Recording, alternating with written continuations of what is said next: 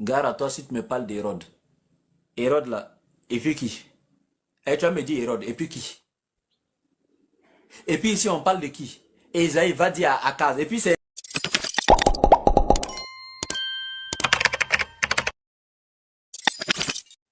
La première question, si c'est de Jésus qu'il s'agit, au temps de Jésus, donne-moi le nom des 2 bouts de tisson fumant qui cherchaient à tuer Jésus. Gare à toi si tu me parles d'Hérode. Hérode là, et puis qui? Et tu vas me dire Hérode, et puis qui? Et puis ici on parle de qui? Esaïe va dire à Akaz, et puis c'est clair, hein, c'est écrit va dire à Akaz, et non va dire à Jésus. Va à la rencontre d'Akaz, c'est clair. Il ne faut pas venir me parler de quelque chose qui va se passer après. On dit va à la rencontre d'Akaz. On parle d'Akaz ici, son nom est cité, mais va à la rencontre d'Akaz. Ne crée rien face à ces 2 bouts de tisson fumant.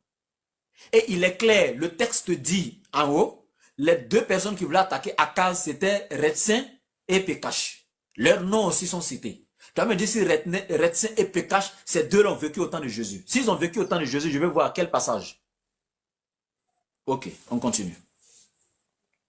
Et il dit, devant la colère de Retsin, n'aie pas peur, et de la Syrie, et du fils de Remalia, n'aie pas peur, que ton cœur ne se trouble point, face à eux. De ce que la Syrie médite du mal contre toi, n'aie pas peur. De ce que Ephraïm et le fils de Remalia disent, montons contre Juda, c'est-à-dire contre Akaz, assiégeons la ville de Jérusalem, et battons-la en brèche, et proclamons-y pour roi le fils de Tabel. Donc voici, c'est clair. Remalia et Pekash, les 2 rois là, de Syrie et d'Israël du Nord, voulaient faire cette coalition pour aller détruire Akaz, le roi d'Israël du Sud, et établir à sa place qui? Le fils de Tabel, comme roi. Écoute très bien l'enseignement. Au verset 7 maintenant, l'Éternel va dire à Esaïe, dis à Akaz, ainsi parle le Seigneur l'Éternel, cela n'arrivera pas, cela n'aura pas lieu. Et il continue, car Damas est la tête de la Syrie, et Retsin est la tête de Damas. Donc Retsin, c'est lui qui est le maître de Damas, et Damas est la tête de la Syrie, donc en d'autres termes, Retsin est le roi de la Syrie. Encore 65 ans, Ephraïm ne sera plus un peuple. La Samarie est la tête d'Ephraïm. Et le fils de Remalia est la tête de la Samarie. Le fils de Remalia, c'est Pekash. Il est la tête de la Samarie et la Samarie est la tête d'Israël du Nord. Donc Pekash, le fils de Remalia, est le roi d'Israël du Nord. Et l'Éternel dit, si vous ne croyez pas, vous ne subsisterez pas. Il dit ça à Akaz et sa maison. Vous devez croire. Sinon, l'Éternel ne va pas vous aider et vous n'allez pas subsister. Ça, ils vont venir vous écraser ici. Au verset 10 maintenant. L'Éternel parla de nouveau à Akaz et non à Jésus. Écoute français. L'Éternel parla de nouveau à Akaz et non à Jésus. L'Éternel parla de nouveau à Akaz et non à Joseph, le beau-père de Jésus. L'Éternel parla à Akaz et non à Marie, la mère de Jésus. C'est à quoi voir Jésus ici? Depuis quand Jésus est fils d'Akaz? On continue. L'Éternel parla de nouveau à Akaz et lui dit, demande en ta faveur un signe à l'Éternel ton Dieu. Demande-le soit dans les lieux bas, soit dans les lieux élevés. Akaz répondit, je ne demanderai rien et je ne tenterai pas l'Éternel. Selon toi-même, quand tu as développé, Akaz avait peur de Dieu, il ne voulait pas tenter son Dieu, donc il dit non, non, non, lui ne va pas demander de signe. Esaïe dit alors, écoutez donc aux maisons de David. Donc, il parle de qui? Qui sont ceux qui sont les gens de la maison de David? Akaz et tout le peuple de Juda, sa maison, ceux qu'il gouverne en tant que roi. Donc il dit, écoutez donc aux maisons de David. Est-ce trop peu pour vous de lasser la patience des hommes que de lasser, que vous lassiez encore celle de mon Dieu? Dieu est en train de te demander un signe, il est en train de te proposer de lui demander un signe par lequel il va te donner la victoire sur tes ennemis. Tu refuses encore. Mais c'est quelle histoire ça? Et regarde le verset 14. Écoutez très bien. C'est pourquoi le Seigneur lui-même vous donnera un signe. À qui il donne le signe? À qui on a demandé un signe? Est-ce que c'est aux parents de Jésus? Est-ce que c'est à Marie? Est-ce que c'est à son beau-père Joseph?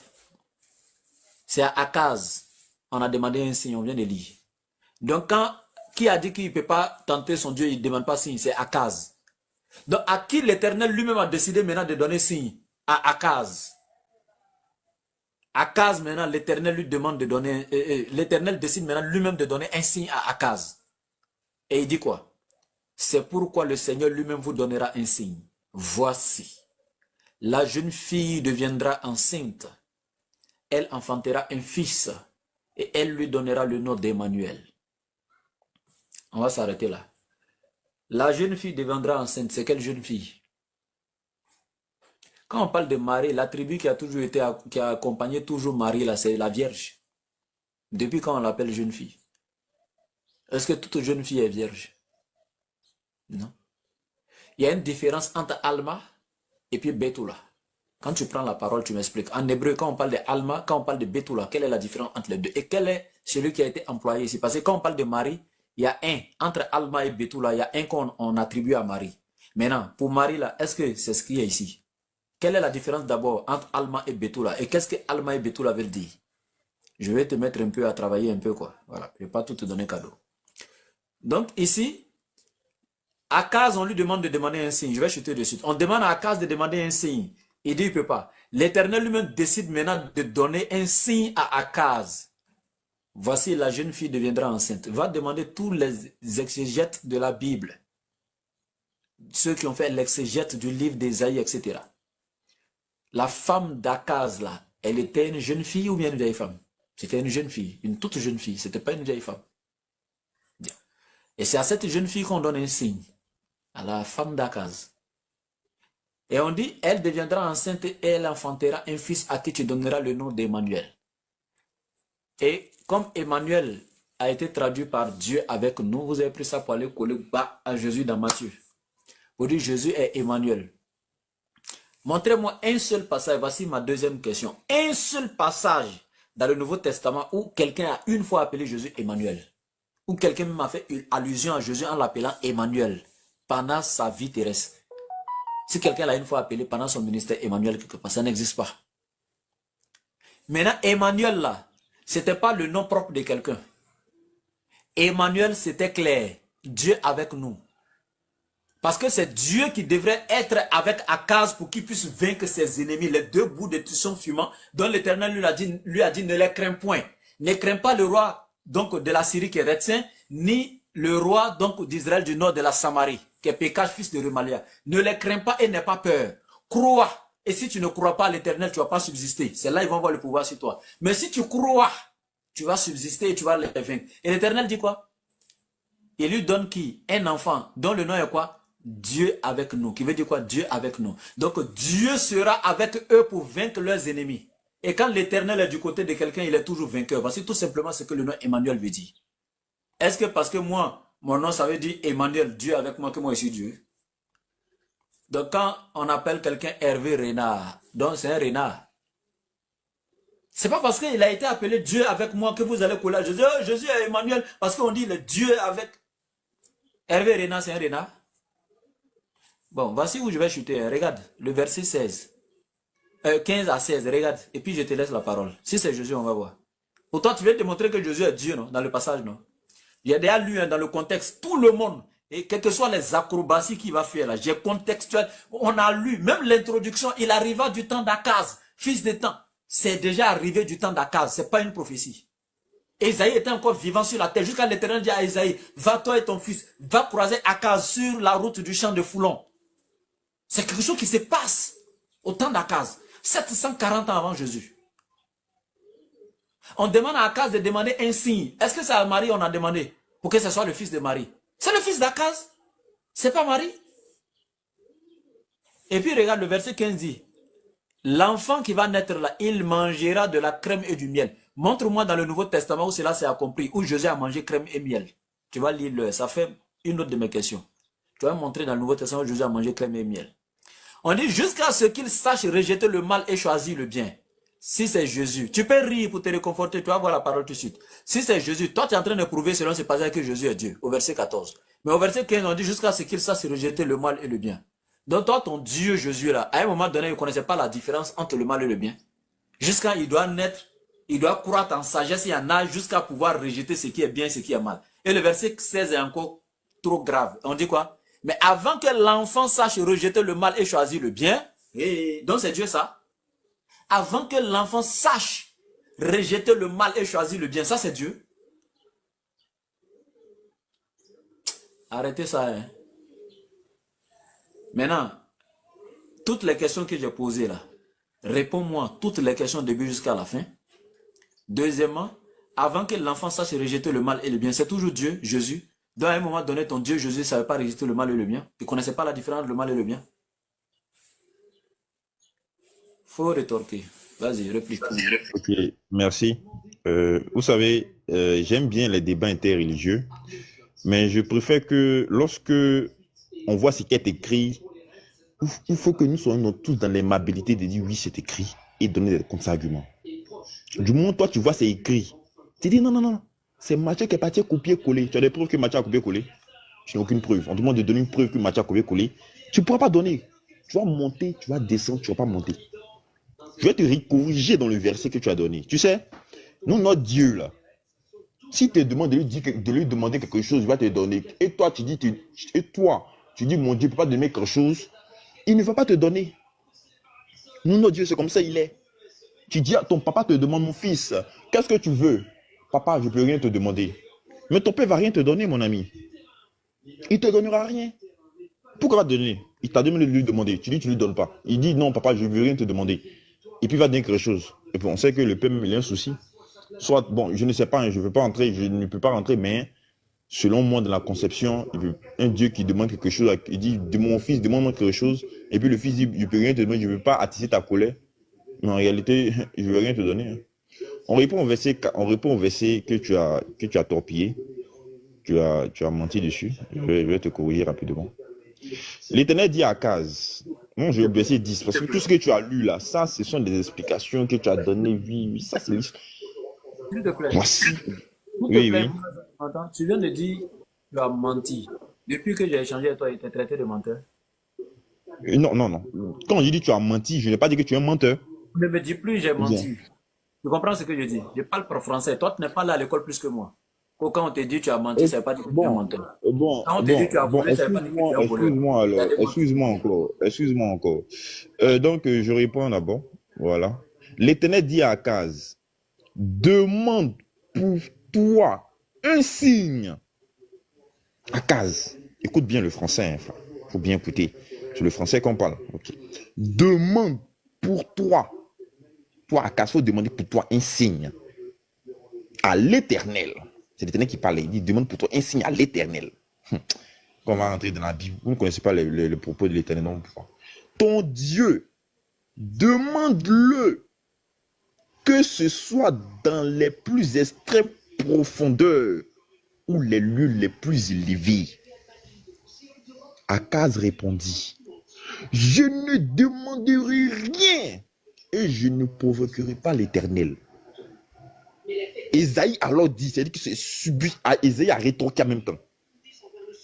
Alors, écoute donc, membre de la dynastie. Quand on parle de dynastie, c'est quoi? C'est la lignée. De la dynastie, la lignée de David. De la dynastie de David. On parle de la dynastie. Est-ce que Joseph, le mari, Joseph, le époux de Marie, là, est-ce qu'il ne fait pas partie de la dynastie de David? Bien sûr. Vous ne connaissez pas la Bible, frère. Est-ce trop peu pour vous? On parle d'une dynastie. On peut parler au futur. Les prophéties, là, c'est au futur, on parle. Continuons. Est-ce trop pour vous de fatiguer les hommes pour que vous abusiez encore de la patience de mon Dieu?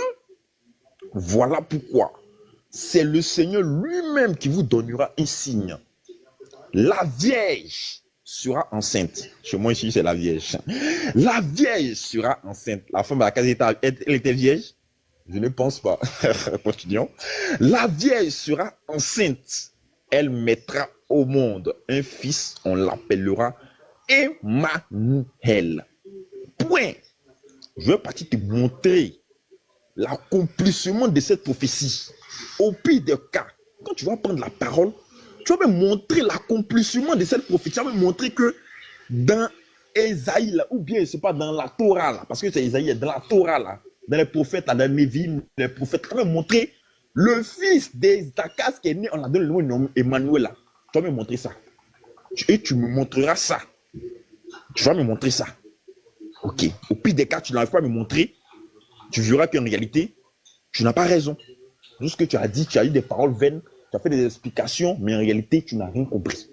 On continue. On va prendre Matthieu 1 et te montrer l'accomplissement de ces prophéties. Quand vous discutez les chrétiens, faites attention. Hein. Faites beaucoup attention. Voilà. Faites beaucoup attention. Ibn Majah. Je termine.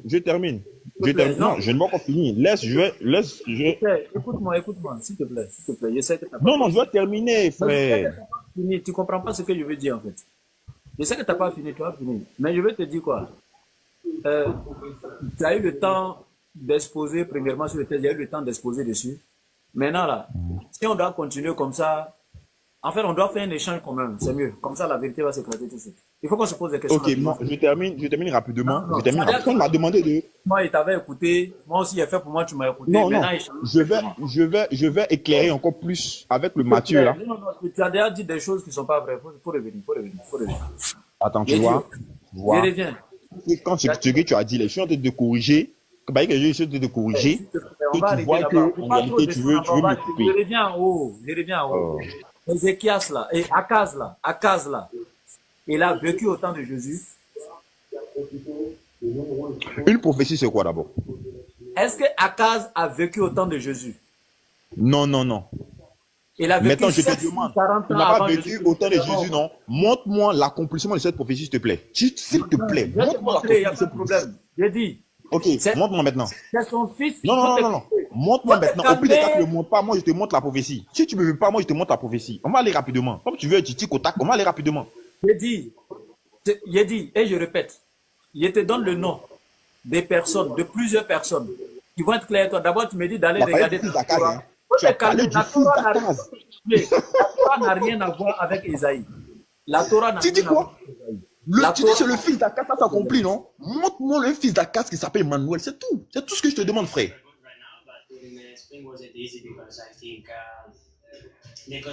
Tu es là? Montre-moi un fils d'Akaz qui s'appelle Emmanuel, c'est tout ce que je te demande. L'accomplissement de ce fils d'Akaz. Akaz, son fils s'appelle Emmanuel, c'est tout ce que je veux. Parce que tu dis, La Torah n'a rien à voir ça avec c'est Esaïe, on clair. est d'accord ou pas? Arrête de t'agiter. La Torah n'a rien à voir avec Esaïe, on est d'accord ou pas? Il parle de quoi? Attends, Akaz là, La Torah n'a rien à voir avec c'est Esaïe, Esaïe on qui est parle de d'accord ou lui, pas? non? C'est Esaïe qui parle de lui, non? Tu m'as dit d'aller dans la Torah et tout ça. J'ai dit la Torah n'a rien à voir avec Esaïe, on est d'accord. Attends, j'ai dit. Et moi, je parle, Ok, je suis pas attends, un papa. je vais réitérer ma question pour qu'on puisse bien s'entendre. Laisse Torah là. Te calmer. J'ai dit, je suis très méthodique, très méticuleux, faut te calmer, très ordonné. Et je dis, la Torah n'a rien à voir avec Esaïe ou pas. On est d'accord ou pas?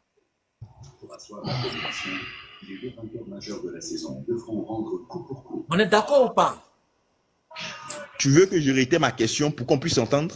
Non. Est-ce qu'on est d'accord que la Montre-moi. Torah n'a rien à voir avec Esaïe? Et puis on va avancer. Montre-moi, quand on parle de la Torah, comment je parle de la Torah là? Je parle de la Torah en tant que la loi, je parle des Nevi'im, je parle de, quand on dit Nevi'im, pas des prophètes, tout ce qui La est. Torah, c'est quoi? La Torah, c'est quoi, à ton avis? La Torah, c'est quoi?